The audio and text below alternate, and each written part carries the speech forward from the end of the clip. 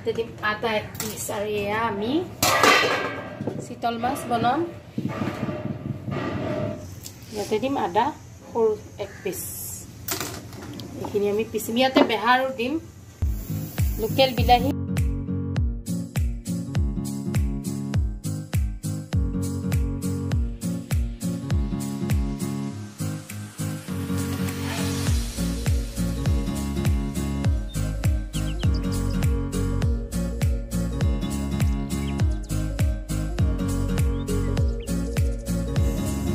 বেহা দিলো সৰিহ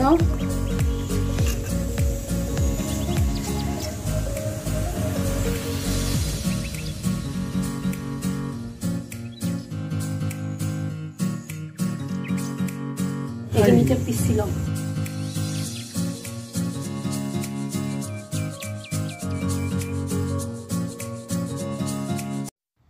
এইখিনি মাছ আমি ফ্ৰাই কৰি লম ফ্ৰাই কৰি লৈ কেনে গুটেইখিনি মানে একেলগে বনাম সেইখিনি মাছৰ লগত এতিয়া মই এই কেই পিস ফ্ৰাই কৰি লম যেহেতু কম হ'ব অলপ মাছ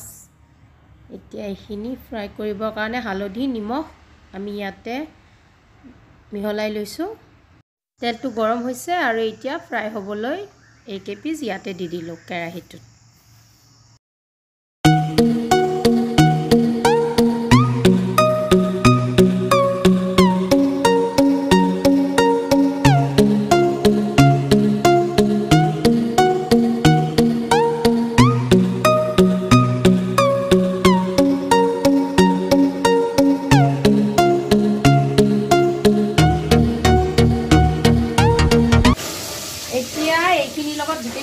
যেহেতু আলহী বেছি আহিব সেইকাৰণে মই এইখিনিও 3 পিস আৰু লৈ আনিলো ইয়াতে থলো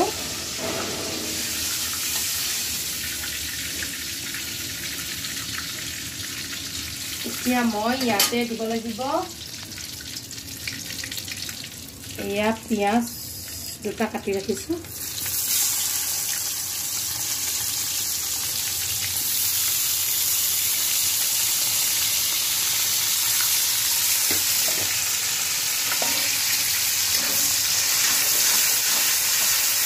या टेंगा बिलाही লগত এইটো সালানি বিলাহি এইটোৰে মানে গ্ৰেভিটো ভাল হ'ব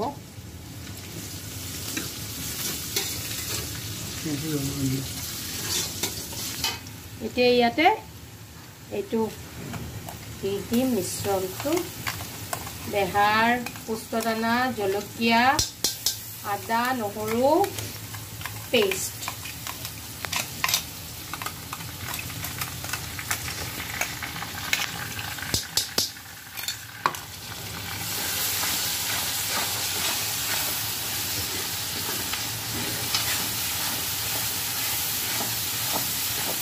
এতিয়া হালধি গুৰি দিলো 1.5 চামুচ আৰু নিমখ সোৱাদ অনুযায়ী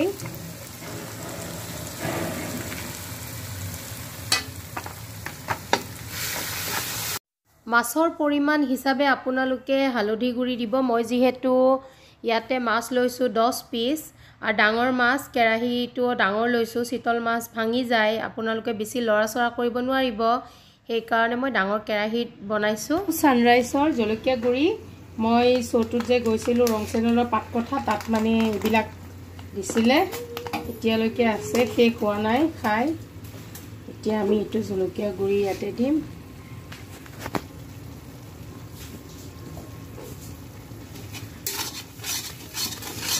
এতিয়া ইয়াতে দিম আলু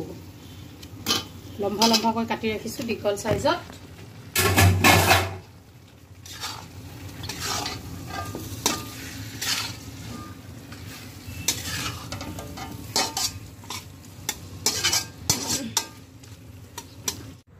বেহাৰ জলকীয়া হে মিশ্ৰণটো যে মই পিচিছিলো মিক্সিৰ বাটিটো ধুই কিনে অকমানি ইয়াতে পানী দিছো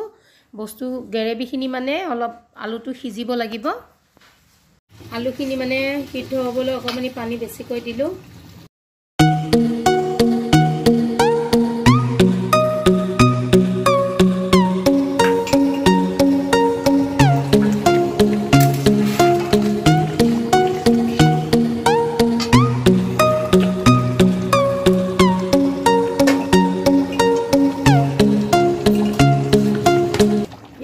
কাটি ৰখা বিলাহীখিনি এইটো হ'ল টেঙা বিলাহী লোকেল আৰু এইটো হ'ল চালানী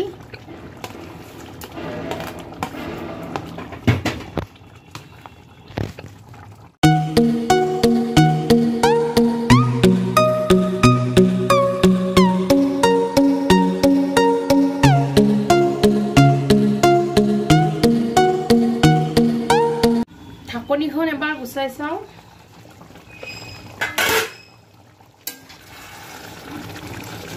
বিলাহী আলু সিজিছে এতিয়া মানে আলুটো ইমান সিজা নাই তথাপিতো মাছটো এতিয়া দি আমি উতলিব দিম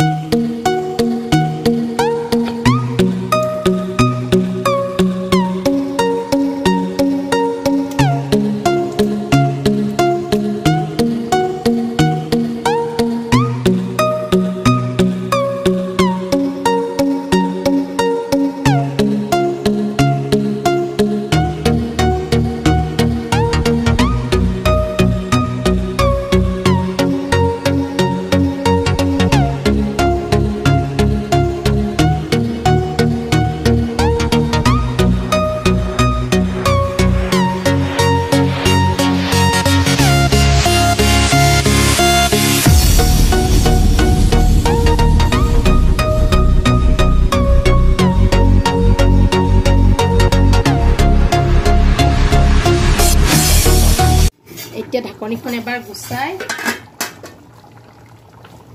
আমি দিম জিৰা ধনিয়া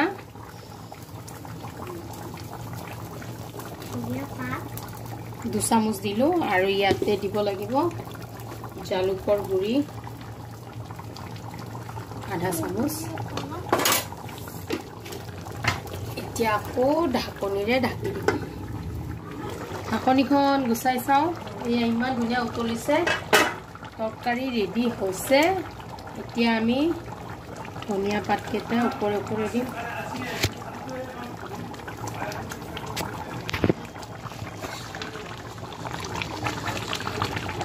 হৈ গৈছে এতিয়া গেছটো অফ কৰি দিলো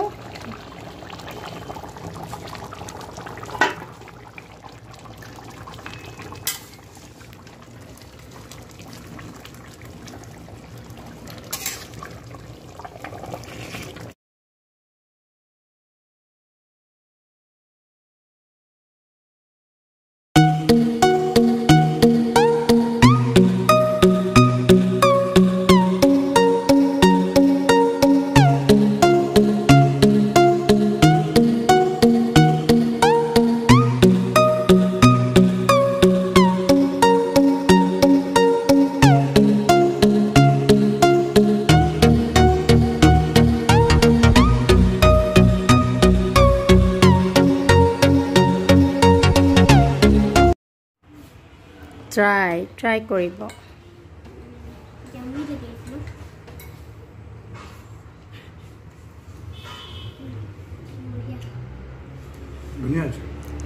টেষ্টি